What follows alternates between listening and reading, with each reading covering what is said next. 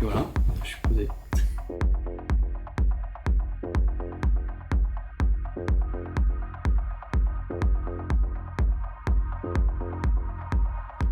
Ce que cette femme se glisse dans la bouche, c'est du snus, une poudre de tabac humide.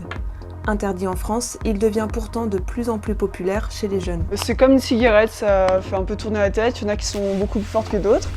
Ça donne des petites sensations de fourmis dans les mains et moi ça me pose. J'en consomme pas mal aussi quand je suis avec mes amis, mais on va dire que c'est pas les moments que je préfère pour en prendre. Là où je préfère, c'est vraiment après un repas ou alors quand je me pose devant un film, ou vraiment les moments où je suis calme et vraiment c'est un peu ce qui va me lancer pour faire une bonne sieste, quoi.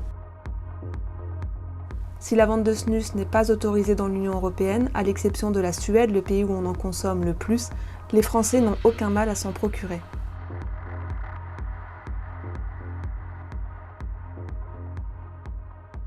J'atterris sur le site, je choisis la marque, le modèle que je veux. Voilà, après il y a des prix dégressifs en fonction si on achète plus ou moins. Et puis voilà quoi. Quand vous allez en Suède par exemple, vous revenez avec un énorme stock ? Ouais, ben moi je sais que je me prends 2 cartouches pour moi et généralement j'en prends 3 voire 4 pour des potes que je vais leur revendre à l'unité ou même à la cartouche. C'est pas pour me faire de l'argent, mais c'est juste que je sais que pour eux aussi c'est compliqué d'en trouver et c'est l'occasion quoi. Quitte à aller dans les pays nordiques, autant en ramener pour C'est pour l'entraide. les autres. Ouais, c'est ça, vraiment. Ce que les consommateurs appellent snus, ce sont ces pochettes de tabac mais aussi ces sachets de nicotine. La plupart sont des produits marketés, aromatisés ou associés à des marques célèbres chez les sportifs ou à des marques de bonbons. On a un peu de tout hein, là, on a par exemple, ça c'est une basique, celle-là, on a goûtante, donc un peu simple, celle qui est consommée régulièrement, puis il y a des goûts un peu plus folkloriques, genre l'eucalyptus ou le chewing-gum, quoi, comme un peu pour y avoir des boissons avec différents goûts. British American Tobacco, qui commercialise ses sachets de nicotine sous la marque Lyft, aurait dépensé plus d'1 milliard d'euros pour une campagne de publicité sur les réseaux sociaux en utilisant des influenceurs.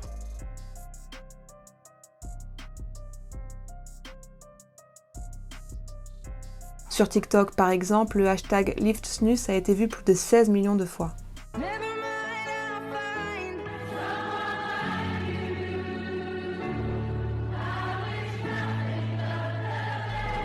Nice to meet you. Stephen Frost, Risa, Christian Dior. La nicotine, le mode de délivrance qu'elle a, va entraîner une addiction. Donc on devient addict à ce produit-là comme on est addict aux cigarettes fumées. Ça ne change absolument rien, ça reste de la nicotine. Il faut bien voir que ça s'adresse avant tout aux jeunes, hein, ce produit-là. Et c'est un produit, c'est un des vrais dangers de ce truc-là, c'est qu'aujourd'hui, ça s'adresse avant tout aux jeunes comme porte d'entrée derrière vers le tabac. Donc on les rend addicts avec un truc qui n'est pas fumé, qui peut avoir un côté un peu ludique, etc., parce que c'est une méthode différente d'utiliser du tabac.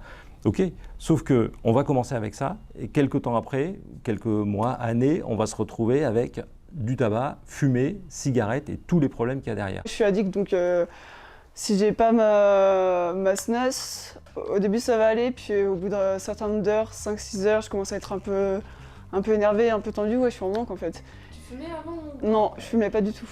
Et le fait de me prendre ma SNES, ça me pose un peu, ça me relaxe. C'est absolument pas pour cette raison-là qu'on a conçu ces produits. Il y a une évolution dans la façon dont on peut consommer de la nicotine.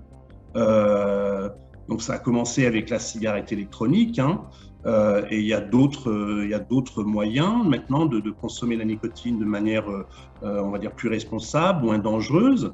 Et notre groupe cible, si je peux utiliser notre jargon, c'est les fumeurs.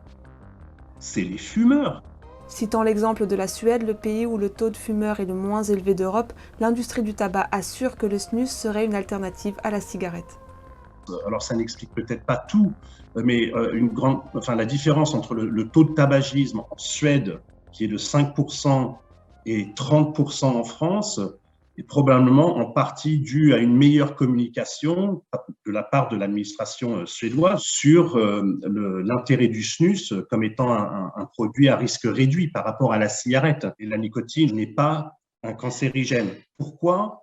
s'obstiner à vouloir le consommer en brûlant le tabac, alors qu'il y a d'autres moyens tels que le snus, le tabac à chauffer, la cigarette électronique en France.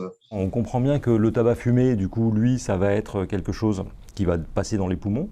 Là, on est sur quelque chose qui va passer à travers les muqueuses de la bouche. Donc ça va être des problèmes de la sphère ORL, notamment quelque chose qui est vraiment pas terrible, c'est la rétractation des gencives. Donc c'est-à-dire que la gencive recule et remonte sur les dents, donc à la fin on finit par perdre ses dents, tout simplement. Et puis surtout, c'est tout un tas de cancers autour de la sphère de la bouche, de la langue, des lèvres, de la gorge. Donc ça amène à des amputations assez importantes au niveau maxillaire par exemple. Et puis, il y a une atteinte du pancréas. Alors ça peut paraître assez anodin comme ça, sauf que derrière, ce qui se passe, c'est du diabète. Personne ne prétend que le snus est pas un produit entre guillemets dangereux. La question, elle est pas là. C'est qu'il faut regarder les choix de comportement des fumeurs entre le snus et la cigarette classique, donc combustible, qui libère tous ces composants cancérigènes. Il n'y a pas photo.